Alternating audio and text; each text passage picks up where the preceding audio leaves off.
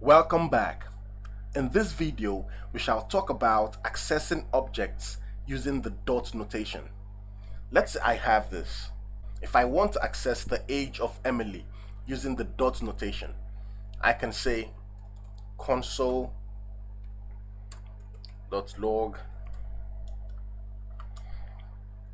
emily.age,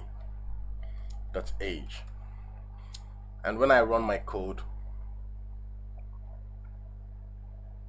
as you can see, 24 is returned to me, and 24 is the value to the age key.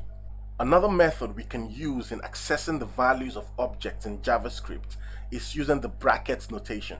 The reason you may want to use the bracket is that sometimes you may have a key that has more than one word and has spaces, just like this place of birth. If you notice, name is just one word, age is just one word, and children is just one word.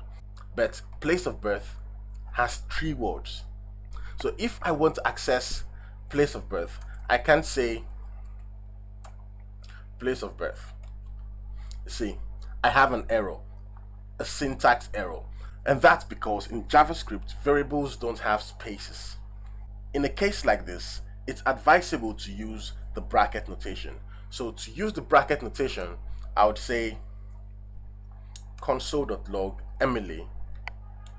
Let me close that. Then right here, I'll put the square brackets, and I would say place of birth.